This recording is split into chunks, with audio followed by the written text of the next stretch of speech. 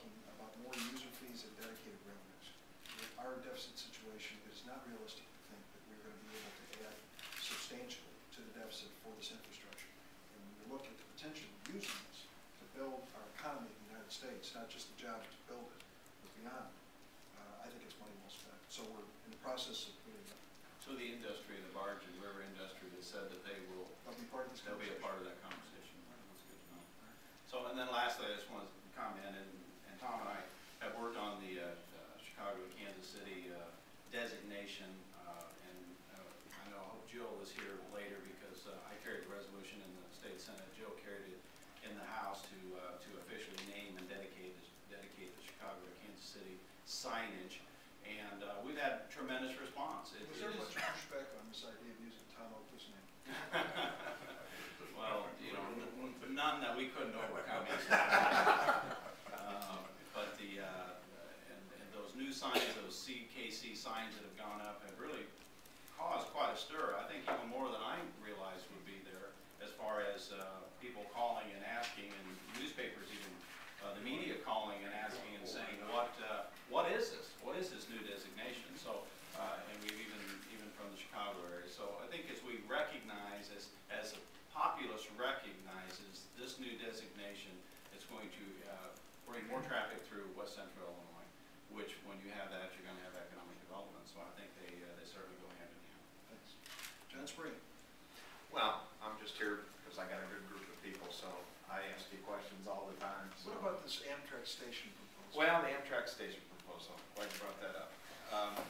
We're recipients of part of the capital money, $6 million that can help us relocate our station and create an intermodal, which a lot of people that are with the city have helped work on. We were recipients of a $6 million grant through the capital bill. And the idea is to put our station in a location that will create more economic development. And both Amtrak and IDOT have been working hand in hand with us, as well as the private sector. Trailways, Burlington Trailways, very interested in being a component with us. We're actually looking at one location that has an historic building that we think would be wonderful to preserve and actually enhance. And it's very close to the original site of the depot that existed in the city of Quincy years and years ago. So it could be a real strong transportation hub that I think a lot of people realize is the future for our community. We're not necessarily trying to duplicate what other communities are doing, but so many of them right now are putting in intermodals, as you well know. You've helped with Normal, Illinois, I know in particular, with their intermodal there. So we're excited about this. We're being cautious. Well, we've got 5 locations that actually we've identified. We've visited all those locations with project engineers from DCEO, from the governor's office, from Amtrak, and with some of our private partners. So the favorite position right now is this downtown location, which is roughly second to Coke, which is very close to where the original depot. As a matter of fact, it's just a stone's throw away from where the depot was. This was actually the freight warehouse for the Burlington Northern Santa Fe, the old CBQ that originated there, and we think this would be just a magnificent area. So it's there's so much potential down there for economic opportunity. We have a developer out of Springfield who's been working with us that we're hopeful will get engaged in this, and he sees great opportunities for that area. Jim, I think, can talk to this. That part of our community is similar, I think, to what we saw happen in the Central Business District as far as growth occurring. We've got a lot of open lots, a lot of buildings that have great potential in that area. And I think if we can get this transportation hub off and going, we're going to see big changes happen in that part of our district. Mayor Normal, Chris Cruz, has used this Amtrak service in high-speed rail. Right. Headed our way to revitalize downtown Hollis. Brand new Marriott Hotel, and of course they're right next to the campus of ISU, which helps. But they have also brought in a lot of Children's Museum. They put a roundabout, which my engineer here loves. They put a roundabout in the heart of downtown Chris has done a great job. So we're hopeful, with all the help of the people around the table here, we'll make it possible. Let's open it up. Yeah. Anybody like to say a word? Sure. Gary? As you see the next legislative session, do you see any movement on the energy bill? Certainly with our hydro project, the IRS 1603 is one of the issues that we're very concerned about. Right now, the way the legislation is written, we have to invest 5% by the end of this year in order to qualify, our companies qualify, and it's been a real issue for us trying to find a partner on our hydro project with that. And if they could extend that legislation for a couple of years, I think it would certainly assist us, because we can't get a license until about a year from now. And Gary, is that in the extenders package, the text, or is that separate?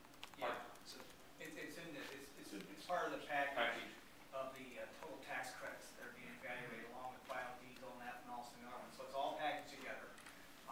Our worry is that they're going to pick off certain elements of the tax credits, and hydropower is probably not necessarily on the top of most people's thought process when they start looking at the tax credits, although it's a very important element when you look at the overall ability to generate power across the country. It's a big issue, especially out west, but it's not that big in the east, for example. It's not that big in the Midwest because we haven't taken advantage of it like we should. So we're hoping that it'll be included as part of the overall tax credit extensions that occur probably in the Lane Dove session now. I'm reading them. Senator Bingman is the chair of the 1603, you probably know. So we have a big package of these tax extenders, and what they consist of is temporary tax breaks that are extended year after year after year to encourage ethanol facilities, for example, biodiesel facilities, R&D tax credits, that type of thing. And so they're wildly popular and have a big, strong constituency behind them, but they are on an annual basis, which is maddening. We go through this every year, and the people who benefit from them say, how in the world can we plan our development if you won't tell us until December whether we're going to have this break next year? And they're right. So there's a movement that I support with Max Baucus, chairman of the Finance Committee, is to put away some of this temporary nature. Pick the ones of value and make them permanent law so that people can make business decisions. For example, if we decided to put in the wind tax credit, look what's happened. Wind turbines all over Illinois and all over the United States because it's there. And people can count on it, they invest money in it, and off they go. But if you have this uncertainty, whether it's over hydropower or ethanol or biodiesel, it's hard to make a business decision. So I know Baucus is frustrated to put up with this every single year. I share it.